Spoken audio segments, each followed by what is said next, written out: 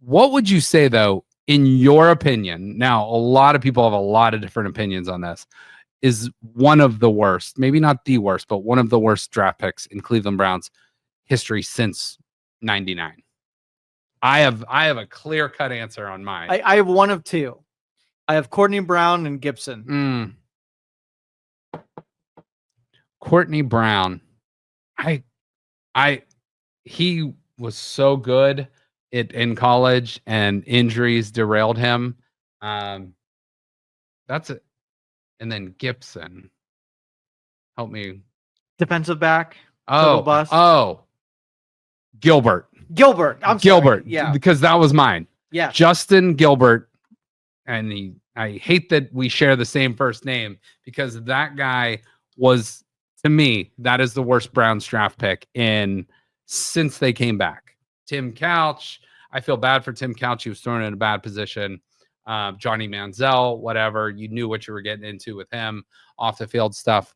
But Justin Gilbert, I think the Browns had like the number 4 pick in that draft, and they could have taken a bunch of good players, but they traded back and they ended up taking him at like 8 or something. But to be a top 10 pick, and for him to, I mean, I don't even remember him seeing the field. And I think after a year or two, they traded him to like the Steelers, I think, of all teams, for like a 6th round pick. So that basically says this guy is worthless. He's a cancer to the team. Get him out of the locker room. We'll take whatever bag of balls you want to send our way in a late round draft pick.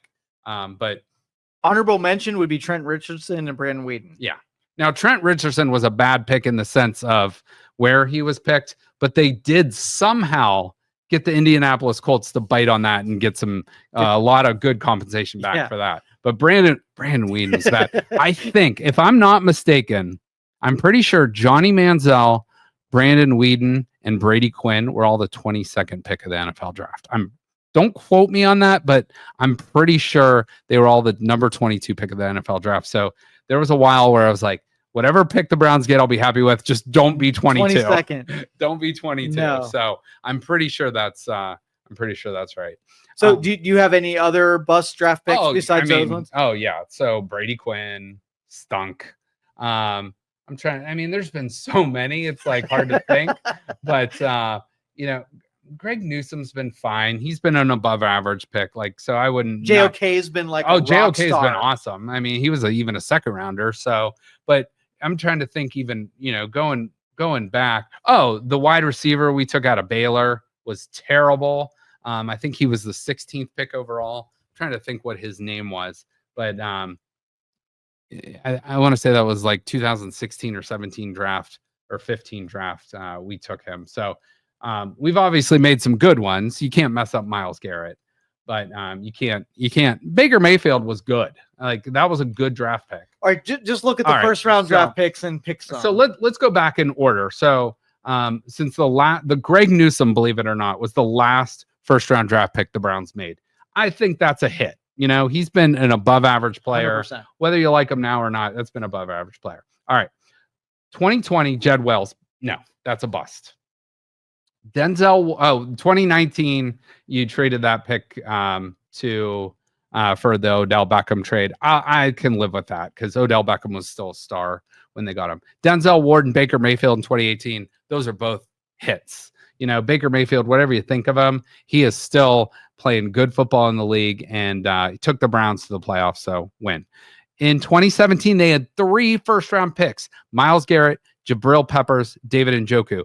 2 of those 3 are absolute big-time hits. So Peppers had such potential. He did. He's still an NFL player. He's still good. I think he's playing for the Patriots now, but he's still good. It is so hard to become like a star in the NFL, but when you become a first-round draft pick, you are expected to play immediately. So, but yeah, he had a ton of potential. He came from that school up north, so that immediately kind of I don't care if you play for Ohio State, Michigan, whatever in college. If you come to the Browns, I'm a fan. Just do your job. Oh, there he is. The year before that, Corey Coleman, huge bust out of Baylor. Cam Irving was a bust out of Florida State. Danny Shelton was a big bust out of Washington. Look at so let's go from 2012 to 2016. Okay. And here's why the Browns sucked for so long. 2012 to 2016. Trent Richardson, bust. Brandon Weeden, bust. Barkevious Mingo, bust. That was a 6th overall pick. Justin Gilbert, 8th overall pick in 2014, bust. Johnny Manziel, bust. Danny Shelton, bust. Cam Irving, bust. Corey Coleman, bust. 8 for 8 in terrible picks in a row. And then you can even go back one more year. Phil Taylor, I think he played decent.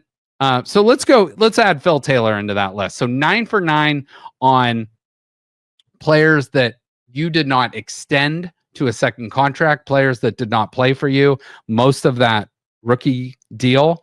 And I think overall we can call Phil Taylor, Trent Richardson, Brandon Weeden, Barkevious Mingo, Justin Gilbert, Johnny Manziel, Danny Shelton, Cam Irving, and Corey Coleman busts.